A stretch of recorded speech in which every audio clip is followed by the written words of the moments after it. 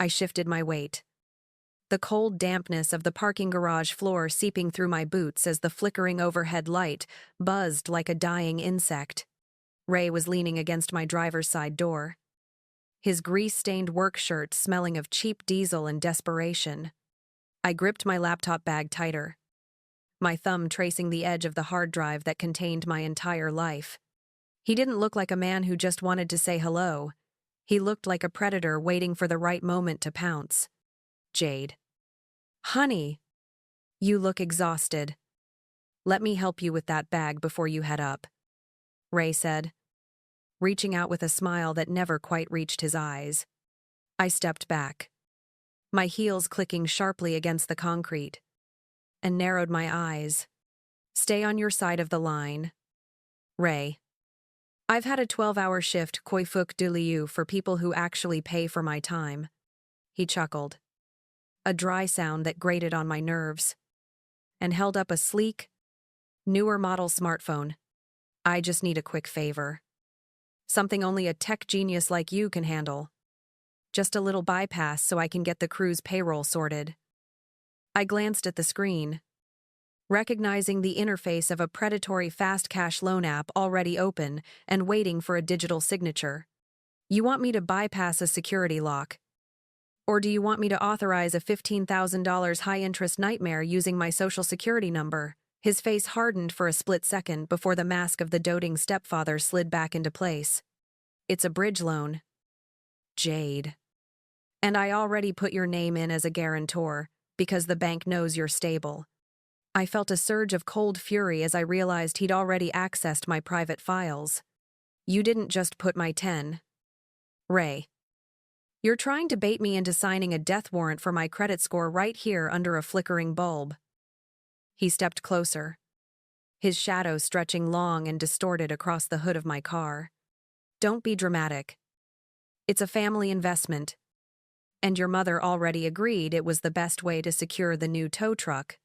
I laughed, a sharp, bitter sound that echoed through the empty garage.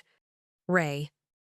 I spent all day recovering deleted emails for a divorce case, so I know exactly what family investment looks like in your world. He lunged forward, trying to grab my hand to force my thumb onto the biometric scanner of the phone. Just give me the damn print, Jade. You owe us for everything we've done since your father passed. I shoved him back with my bag, the heavy tech inside thudding against his chest. I don't owe you anything but a one-way ticket to a fraud investigation. So get away from my car before I call Leo. I burst through the front door of my mother's apartment, the metallic scent of the garage still clinging to my skin.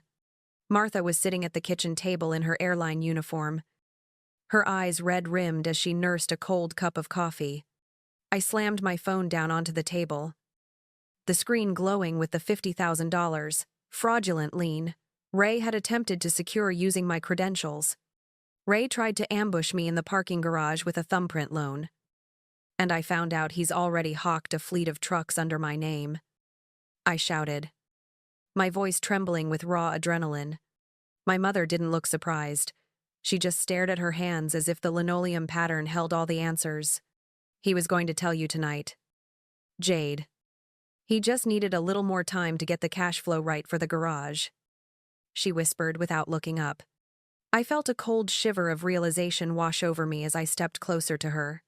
He was going to tell me, Mom. He stole my social security number and tried to bury me in a $50,000 debt while I was at work. I reached for the phone to call the precinct, but her hand shot out, surprisingly strong, pinning my wrist to the table. If you call the police, they'll take him away. And we'll lose the apartment because I can't cover the mortgage alone, she pleaded, her voice rising into a frantic pitch. I pulled my arm back, staring at her in utter disbelief. So that's the deal? You're letting him strip mine my future just so you don't have to move out of this place? Ray walked into the kitchen then, smelling of stale cigarettes and false bravado. She's right, Jade. You've got a high-paying tech job and no kids. So why can't you just be a team player for once? I turned on him, my eyes burning with a fury I couldn't contain. A team player? You're a parasite. Ray. And I'm done being your host. Suddenly, my mother stood up and her hand blurred through the air, the crack of her palm against my cheek echoing like a gunshot in the small kitchen. I stumbled back, my ears ringing, the sharp sting on my face turning into a dull, throbbing heat. Don't you dare talk to him like that after everything he's sacrificed to keep this family together, she hissed, her face contorted into a mask of misplaced loyalty. I touched my cheek, feeling the welt rising, and looked at the woman who had raised me as if she were a total stranger. He didn't sacrifice anything. Mom. He gambled it all away and then sent you to do his dirty work. Ray smirked behind her, leaning against the doorframe as if he'd already won the round. Go ahead. Call your brother Leo. Tell him you're being a selfish brat while we're just trying to survive, he challenged, his voice dripping with condescension. I grabbed my bag, my movements slow and deliberate, and stared directly into my mother's eyes. You don't need a daughter, Mom. You need a human ATM. And as of this second, the machine is permanently out of order. I walked out into the hallway, the sound of my own heartbeat drumming in my ears, knowing that the bridge behind me wasn't just burning, it was gone. I locked the door of my lab and sat in the blue glow of my monitors, the silence of the shop feeling heavy after the explosion at the apartment. I pulled Ray's old, cracked smartphone from my pocket, the one he had tossed in the trash bin outside the garage last week. Thinking it was bricked beyond repair, my fingers flew over the keyboard as I bypassed the corrupted boot sector, my eyes scanning the raw hex code for the fragments of his deleted life. Let's see what you were really talking about when you thought no one was listening. Ray, I muttered, my pulse quickening as the directory tree finally began to rebuild itself. Thousands of messages flooded the screen, and I immediately ran a keyword search for my own social security number. A thread between Ray and my mother from 6 months ago popped up, and the first line felt like a physical punch to the gut. Jade's tax return came in early. We need to divert the mail before she sees the $4,000 check, Ray had written, followed by a chilling response from Martha. I'll handle the mail. Just make sure you set up the new credit line under her name before the billing cycle hits. She had texted back. I leaned back in my chair, the betrayal manifesting as a cold, hollow ache in my chest that no amount of logic could fix. They didn't just stumble into this. They built a roadmap for my ruin, I whispered, staring at the screen as the evidence of their premeditation crystallized. I clicked into the gallery folder and found photos of my birth certificate and passport laid out on the kitchen table, staged for a fraudulent loan application. There was even a voice memo labeled Scripts. And when I hit play, Ray's voice filled the room, practicing a fake explanation for a bank manager. My daughter Jade is a bit of a shopaholic. She's in rehab right now, so I'm managing her accounts to keep her from spiraling, he said in a tone that sounded sickeningly sincere. I felt a surge of nausea as I realized they had been poisoning my reputation months before they even stole the first dollar. You really thought I was just the girl who fixed your screens, didn't you? Ray, I said to the empty room, my fear turning into a razor-sharp focus. I began exporting every log file, every deleted text, and every photo onto an encrypted drive, creating 3 separate backups. Jade. Is that you in there? Leo's voice boomed from the front of the shop, followed by the heavy rattle of the security gate. I let him in, and he stood over my shoulder, his face turning a deep, dangerous shade of crimson as he read the messages. They were planning to frame you as an addict just to cover their tracks on a $200,000 embezzlement, he growled, his hands clenching into white-knuckled fists. I looked up at my brother, my expression turning cold and clinical. They wanted to delete my future. Leo. So now I'm going to make sure the world sees exactly who they are in high definition. The fluorescent lights of Terminal 3 hummed with the chaotic energy of 1,000 travelers. But I only had eyes for Gate B12. Martha stood there, crisp in her airline uniform, scanning boarding passes with that practiced, vacant smile she used to mask her life. I bypassed the security rope, holding my phone aloft like a detonator as Leo signaled me from the terminal window where he watched the perimeter. "Jade? What on earth are you doing here in those work clothes?" she stammered, her smile faltering as the passengers behind me began to murmur. I didn't say a word. Instead, I tapped the screen, and Ray's voice, recorded from his own trash, boomed through the gate's high-fidelity speakers. "Martha, if the bank calls about the $200,000 transfer, just tell them Jade's been spiraling again." The recording snarled, freezing the entire boarding line in a heavy, awkward silence. Martha's face turned the color of ash as her supervisor stepped forward, his eyes darting between her trembling hands and my steady gaze. "Jade, stop this right now. This is my place of work." "You're making a scene," she hissed, trying to grab my wrist over the counter.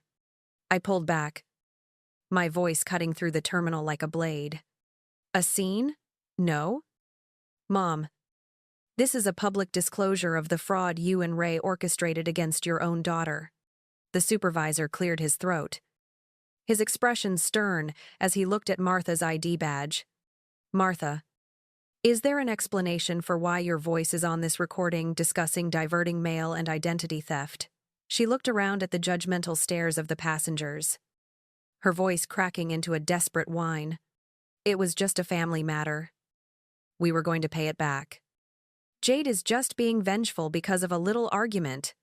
I leaned over the counter, the smell of jet fuel and expensive perfume clashing in the air between us. "You didn't just want to pay it back. You wanted to delete my sanity so you could keep living in a house built on my stolen credit." My phone buzzed with a message from Leo, and I showed her the live feed of the police cruisers surrounding Ray's parking garage. "While you're standing here worried about your job, Ray is currently being fitted for a pair of handcuffs at the impound lot," I said, my words landing like heavy stones. Martha collapsed into her swivel chair, her airline scarf suddenly looking like a noose as she stared at the screen. "You've destroyed us, Jade. After everything I did to protect you from the truth about your father's debts." I laughed, a cold, hollow sound that silenced the nearby gate announcements. "You didn't protect me from anything. Martha, you just traded one ghost for a living parasite. And now the bill is finally due." The supervisor moved toward the desk phone, his gaze never leaving my mother's pale face. "Security is on their way, Martha. And I think the Port Authority will be very interested in these logs of airline employee credentials used for personal credit checks." I tucked my phone into my pocket, feeling the first spark of genuine heat return to my chest. "Don't bother looking for me at the apartment. Mom, Leo already changed the locks on my life. And you're not on the guest list," I said, turning my back on her as the heavy tread of security boots approached the gate.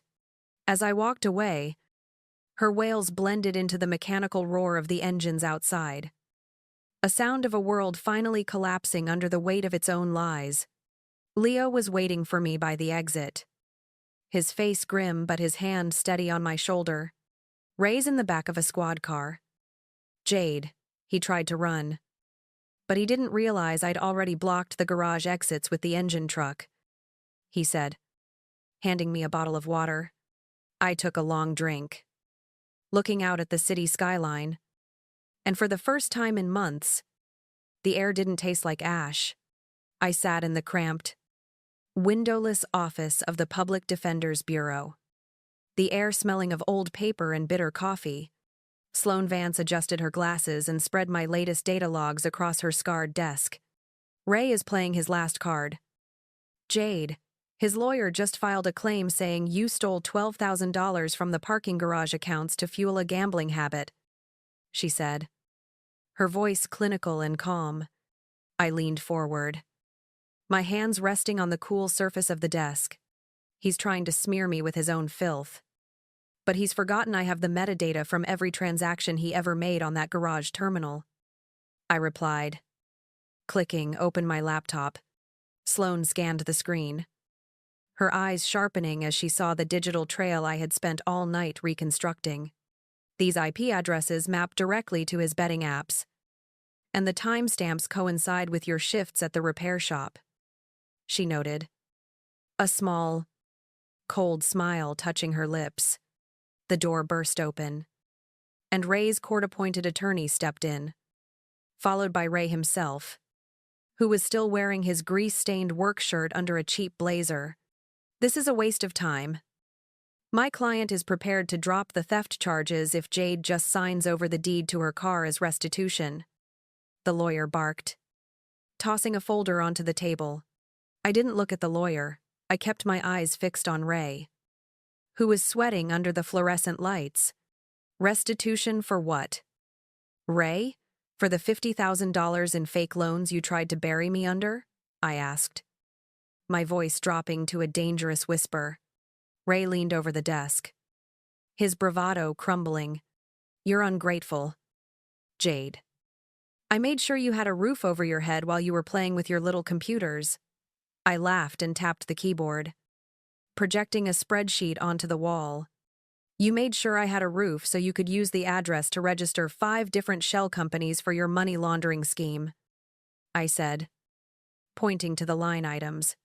Ray's lawyer turned to him, his face pale as he read the tax evasion figures I had extracted from the pawn shop's cloud backups. Ray, you didn't mention anything about shell companies or unregistered tow trucks, the lawyer stammered. Closing his briefcase with a sharp click, I stood up, feeling the weight of the evidence finally beginning to crush him. That's because Ray thinks he's the only one who can navigate the dark corners of the city. But he's just a ghost in my machine now, I stated firmly. Sloane stood up beside me, her posture a silent wall of legal authority. We aren't here to negotiate your surrender, Ray. We're here to inform you that the IRS is already reviewing these logs, she added. Ray slumped into a chair, the light from the projection reflecting off his forehead like a target. You can't do this to your own family. Jade. It's not right, he wheezed, looking like he might be sick. I packed my laptop and looked him in the eye for the last time. You stopped being family the second you turned my social security number into your personal lottery ticket. So now you can pay the house its due, I said, walking out the door without looking back. The heavy oak doors of the courtroom groaned shut, sealing us inside a chamber that smelled of floor wax and finality. Ray sat at the defense table, his shoulders slumped and his face sallow under the harsh lights, while Martha huddled in the gallery, her airline uniform replaced by a drab, oversized sweater. I walked to the witness stand, the click of my heels echoing like a countdown, and felt Leo's steady gaze from the front row. Ms. Miller, did you at any point authorize the $200,000 in personal loans listed in this criminal complaint? The prosecutor asked, gesturing toward the thick stack of digital forensic reports. I looked Ray directly in the eye and kept my voice level. No. And I have the Koifuk Duleo logs from Ray's discarded devices to prove he staged my digital signature at 3 a.m. while I was working a night shift, I replied. Ray's attorney stood up, his voice cracking with a desperate attempt at theater. Your Honor, this is a family spat being blown out of proportion. Ray was merely trying to manage the household's spiraling expenses. I didn't wait for the prosecutor to object. Managing expenses doesn't involve opening 5 shell companies at a pawn shop or using my credit to fuel a $15,000 weekly gambling habit. Counselor, I stated, my words cutting through his defense like a scalpel. Ray lunged forward in his seat, his face contorting into a mask of pure rage. You ungrateful little brat. I spent 10 years fixing your messes and this is how you pay me back? He roared. The bailiff stepped toward him instantly. But I didn't flinch. You didn't fix my messes. Ray, you just used them as cover to hide the $50,000 you stole from my father's life insurance trust. I countered. Martha sobbed from the gallery. Her voice a thin, pathetic sound. Jade. Please.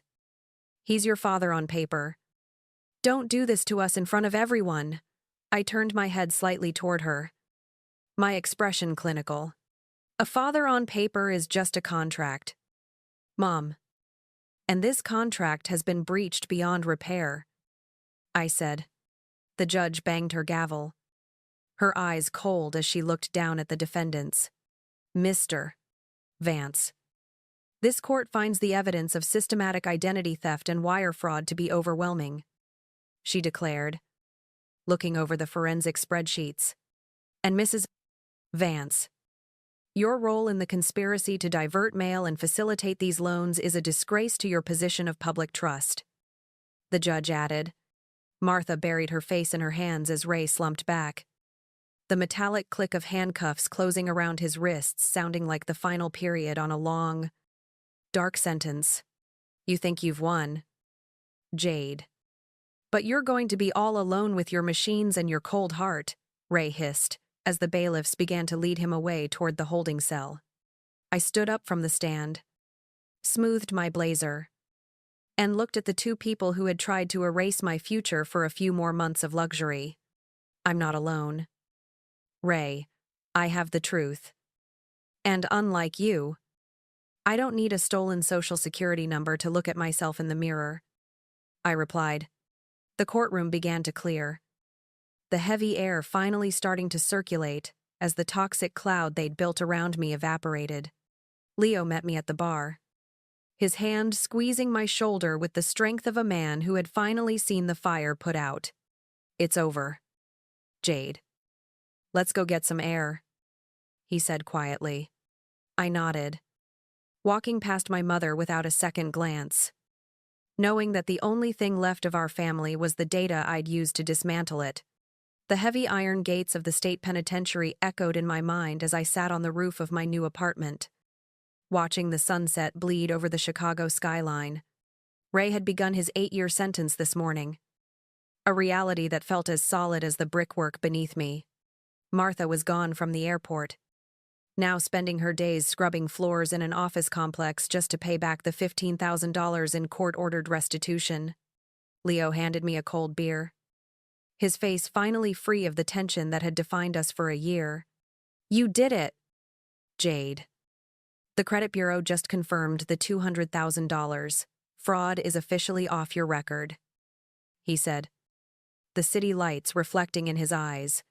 I took a long breath of the crisp evening air, realizing the metallic taste of fear had finally vanished. I didn't just clear my credit. Leo, I reclaimed my name, I replied, feeling the weight of the last few months lift. We had sold the old condo and split the proceeds.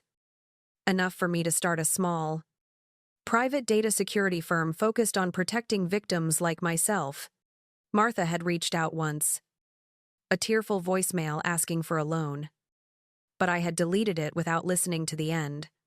Some things are beyond koi fuk du liu, and our family is one of them, I muttered, looking at the glowing towers of the loop.